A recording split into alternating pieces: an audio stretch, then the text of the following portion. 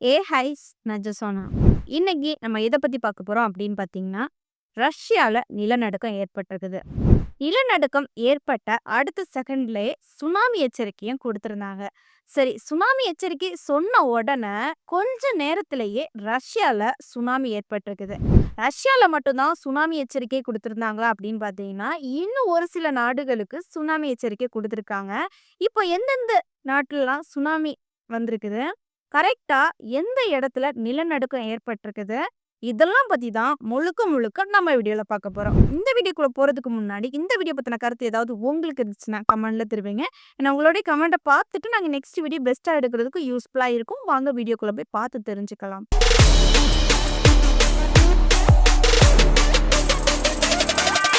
First நிலநடுக்கம் எங்க ஏற்பட்டிருக்கு? கரெக்ட்டா எத்தன ரிக்டர்ல வந்திருக்குது? அப்படின்னு சொல்லிட்டு நம்ம ஃபர்ஸ்ட் பார்க்கலாம். அதாவது ரஷ்யால கம்சத்கா தீபகற்பத்தில் அவச்சா என்ற கடலோர நகரத்துல இருந்து கிழக்கு தென்கிழக்கே சுமார் 125 கிலோமீட்டர் தொலைவுல வந்து கம்சாஸ்கை நகருக்கு அருகில நிலநடுக்கம் ஏற்பட்டிருக்குது. சரியா? கரெக்ட்டா ரிக்டர் அளவு அப்படின்னு பார்க்கும்போது கரெக்ட்டா 8.7 டு 8.8 சரியா? ரிக்டர் அளவு அதான். ஆழம் அப்படின்னு பார்க்கும்போது 19.3 கிலோமீட்டர் ஆழம் வந்து நிலநடுக்கம் ஏற்பட்டிருக்குது. சரியா? கரெக்ட்டா ரஷ்யா நேரப்படி இந்த டைம் அப்படின்னு பார்க்கும்போது, ரஷ்யா நேரப்படி இன்னைக்கு ஜூன் 30ஆம் தேதி காலை 8:03 மணிக்கு ரஷ்யால ஏற்பட்டிருக்குது. இது இந்தியா நேரப்படி அப்படின்னு உங்களுக்கு பார்க்கணும் அப்படின்னு பார்த்தீங்கன்னா, காலையில 4:33 மணிக்கு நிலநடுக்கம் ஏற்பட்டிருக்குது. இனி இந்த நிலநடுக்கம் ஏற்பட்ட உடனே அடுத்த செகண்ட் அங்க உள்ள விஞ்ஞானி ஆராய்ச்சியாளர்கள் வந்து சுனாமி எச்சரிக்கையும் கொடுத்திருந்தாங்க. எந்தெந்த பிளேஸுக்கு சுனாமி எச்சரிக்கை கொடுத்திருந்தாங்க அதை நம்ம ஸ்டெப் பை ஸ்டெப்பா பார்ப்போம். ஃபர்ஸ்ட் ரஷ்யால சுனாமி எச்சரிக்கை கொடுத்திருந்தாங்க. எந்த பகுதி அப்படின்னு பார்க்கும்போது கம்சத்கா தீபகற்பம், பெட்ரோபாவ் லோவ்ஸ்க், கஸ்மா டஸ்கி சரியா அந்த பகுதியில சொல்லியிருந்தாங்க. அடுத்தது ஜப்பான்ல குடுத்திருந்தாங்க. ஜப்பான்ல எந்த இடம் அப்படின்னு பார்த்தீங்கன்னா, ஹொக்கைடோ, அப்புறம் குரில் தீவுகள், அப்புறம் கிழக்கு கடற்கரை. இந்த இடத்துல வந்து கரெக்ட்டா 1 மீட்டர் வரை சுனாமி அலைகள் வந்து நம்ம எதிர்பார்க்கலாம் அப்படிங்கிற மாதிரி அவங்க எச்சரிக்கை குடுத்திருந்தாங்க. சரி, அடுத்தது அமெரிக்கால சொல்லியிருந்தாங்க. அமெரிக்கால எந்த பகுதி அப்படின்னு பார்த்தீங்கன்னா, ஹவாய், அலாஸ்கா, வடக்கு கலிபோர்னியா இந்த பகுதிகள்ல எவ்வளோ சுனாமி வரும் அலைகள் அப்படின்னு பார்த்தோம்னா 1லிருந்து 3.3 அடி உயரத்துல அலைகள் எதிர்பார்க்கலாம் அப்படிங்கிற மாதிரி எச்சரிக்கை கொடுத்திருந்தாங்க. அடுத்தது சீனால வந்து கிழக்கு கடற்கரை ஹாங்காய் சரியா உட்பட பல கடலோர பிளேசஸ் இருக்குல்ல அந்த பகுதிகளில் எச்சரிக்கை கொடுத்திருந்தாங்க. அங்க வந்து அளவு சொல்ல சுனாமி எச்சரிக்கை மட்டும் கொடுத்திருந்தாங்க. அடுத்தது பிலிப்பைன்ஸ், தென்கொரியா, வடகொரியா, தாய்வான், பலாவ், அப்புறம் மார்ஷல் தீவு, ஷூக், கோஸ்ட்ரோ இந்த பகுதிகளெல்லாம் சுனாமி எச்சரிக்கை குடுத்திருந்தாங்க. சரியா? அதனால நடவடிக்கை என்ன பண்ணியிருந்தாங்க அப்படின்னு பார்த்தீங்கன்னா, அந்த கடலோர இருக்க வசிக்கும் மக்கள வந்து உடனே சேஃபான இடத்துக்கு வந்து போகறதுக்கு சொல்லியிருந்தாங்க. அதே மாதிரி அங்க உள்ள கவர்மெண்ட்ஸ் எல்லாருமே என்ன பண்ணிருந்தாங்கன்னா, அங்க உள்ள கடலோர வசிக்கும் மக்கள வந்து சேஃபா ஒரு இடத்துலயும் வந்து சேஃப் பண்ணாங்க.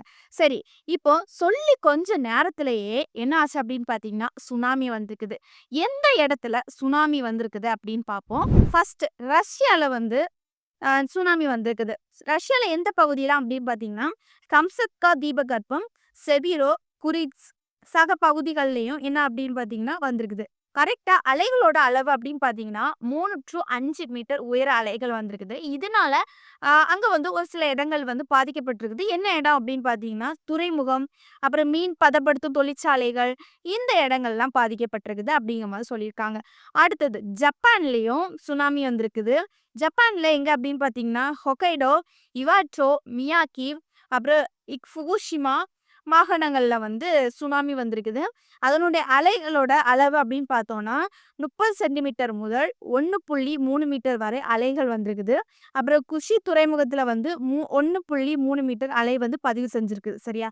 அடுத்தது அமெரிக்கால வந்திருக்குது. அமெரிக்கால எந்த பகுதி அப்படின்னு பார்த்தீங்கன்னா, ஹவாய், அப்புறம் வந்து கலிபோர்னியா இந்த இடங்கள்ல ஒரு சில கடலோர பகுதிகள்லயும் வந்து இந்த மாதிரி அலைகள் வந்திருக்குது. அளவு அப்படின்னு பார்க்கும்போது 1.74 மீட்டர், கிலோவில் 1.5 மீட்டர் அலைகள் வந்து பதிவாயிருக்குது.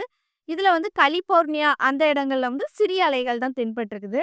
இந்த இடங்கள்ல வந்து அதிகமா சுனாமி ஏற்பட்டிருக்கு. சரியா? எச்சரிக்கை குடுத்த கொஞ்ச நேரத்திலே வந்திருக்குது. அடுத்தது குவாம்.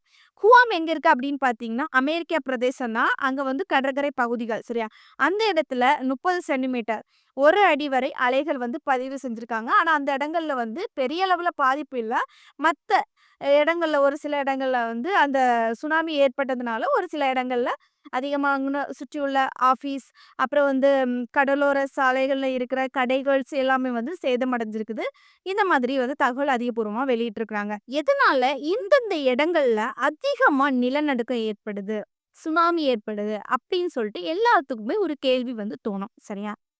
உங்களுக்கு அது தெளிவா சொல்லி தரேன். என்ன அப்படின்னு பார்த்தீங்கன்னா, முதல்ல அந்த பசிபிக் பெருங்கடல் இருக்குல்ல, அது அந்த இடத்த சுத்தி, அதாவது ஒரு குறிப்பிட்ட இடம் வந்து ரிங் ஆஃப் ஃபயர் அப்படின்னு வந்து சொல்லுவோம். சரியா?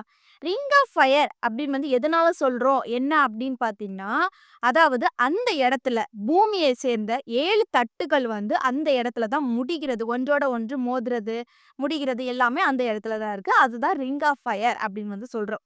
அது மட்டும் இல்லாம, கிட்டத்தட்ட அந்த ரிங் ஆஃப் ஃபயர் அதாவது பசிபிக் பெருங்கடல்ல அந்த இடங்கள்ல சுத்தி 452 எரிமலைகள் இருக்குது. அதனால அடிக்கடி என்ன ஆகும் அப்படின்னு பார்த்தீங்கன்னா, எரிமலை வெடிப்பு ஏற்படும், சுனாமி எச்சரிக்கை ஆகும், நிலநடுக்கம் வரும். அது மட்டும் இல்லாம அந்த தட்டுக்கள் அப்படின்னு சொல்லும்போது, அப்பப்போ மாறுபடலாம். ஒன்றோட ஒன்று வந்து மோதும்போது என்ன ஆகும் அப்படின்னு பார்த்தீங்கன்னா, இது நிலநடுக்கம் ஏற்படுது. இதனால தான் அதிகமா அந்த பகுதிகள் வந்து அதிகமா சேதமடைகிறது. சரியா?